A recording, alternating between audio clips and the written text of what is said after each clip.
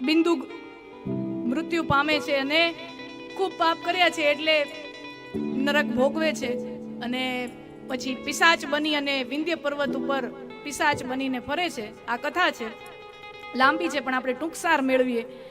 અને જે ચંચુલા છે, હવે એકલી સ્ત્રી બચી છે, પરિવારમાં કોઈ છે નહીં.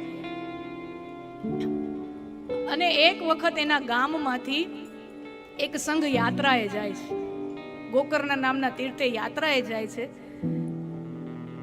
હવે યાત્રાની બસમાં હોય ને, ઓલી 50 સીટરની બસ હોય અને એકાદિક 49 જણા થાય ને એકાદિક સીટ ખાલી રહેતી હોય તો આપણે ન ગમે એને કહી દઈએ ભાઈ હવે ખાલી છે, ચડી જા ને, ચાલો ચાલો ચાલો. તો એવી રીતે ચંચુલાની કોઈ બેનપણી એને કીધું કે બસ જાય છે, આવી રીતે એક જગ્યા ખાલી છે, તારે આવવું છે? તો કે હાલો, અમે એકલા છીએ, કઈ કામ નથી, ફરી આવશું. ફરવાના બાને જાય છે, ગોકર્ણ તીર્થની અંદર સ્નાન કરે, બધું કરે છે. અને પછી ત્યાં યોગાનું યોગ એક શિવાલયની અંદર શિવ કથા ચાલી રહી હોય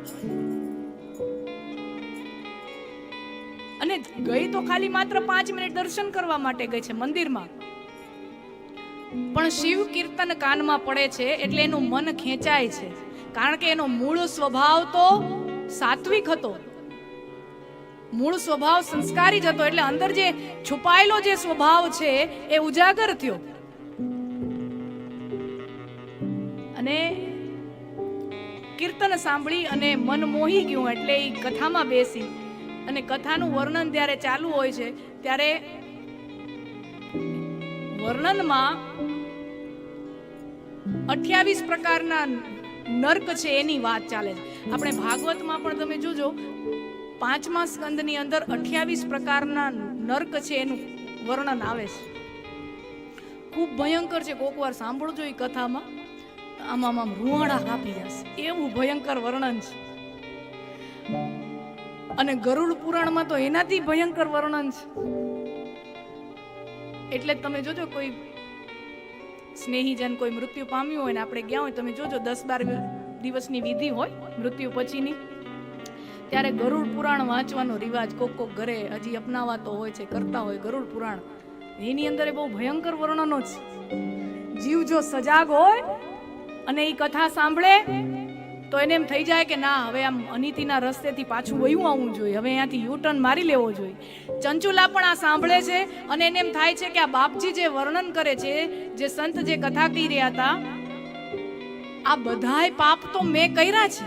એ જે પાપનું વર્ણન કરતા હતા ને નરકનું વર્ણન કરતા હતા, એ બધા મેં પાપ કર્યા છે, એનાથી વધારે કર્યા છે, તો મારા જીવની ગતિ શું થશે? ત્યારે તો કાંઈ બોલી નહીં, પણ આખી રાત એના મનમાં બસ એ જ વિચાર. સવાર પડી, બીજા દિવસની કથા ચાલુ થાય, બીજા દિવસની કથા પૂરી થઈ ત્યારે મહાત્માના ચરણોમાં વંદન કરીને કે મહાત્માજી, તમે જે કથાનું વર્ણન કરો છો એ બધા પાપો મેં કર્યા છે, મને ડર લાગે છે, મને બીક લાગે છે.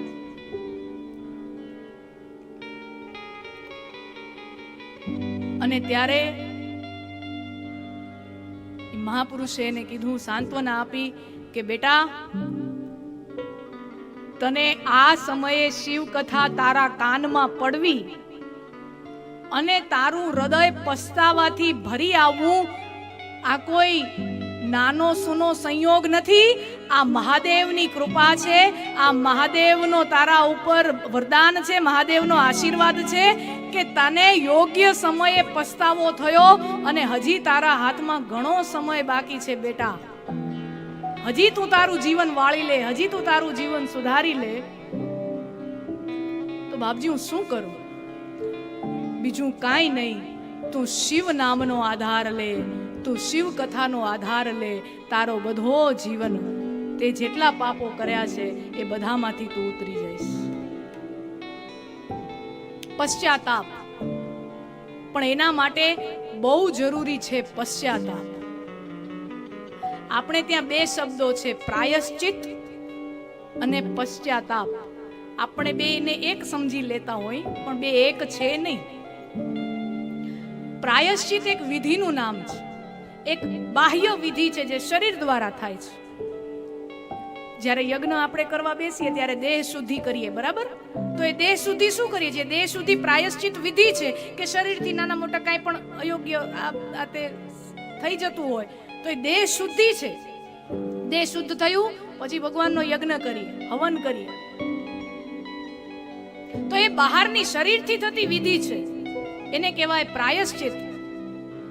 પણ જે મનથી જ્યારે અંદર નિર્મળતા આવવા માંડે અને મન જ્યારે પોતાને સાફ કરવાની પ્રક્રિયામાં લાગી જાય એને કહેવાય પશ્ચાતાપ. એટલે પ્રાયશ્ચિત તો ઠીક છે, પણ જ્યાં સુધી પસ્તાવો થતો નથી ત્યાં સુધી ભૂલની માફી મળતી નથી. ખાલી તન ધોયે થતું નથી, મનમાંથી જો આ તો એવું છે કે કોકને ઝાપટ મારી અને સોરી કહી દીધું, પણ તમે મનથી કીધું?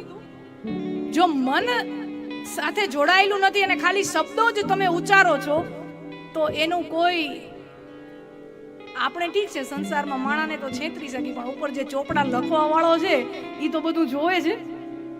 એ ચોપડા જે લખવા વાળો છે એ તો બધું જોવે છે કે આ ખાલી શબ્દો જ છે કે એની અંદર ભાવે ભરેલો છે.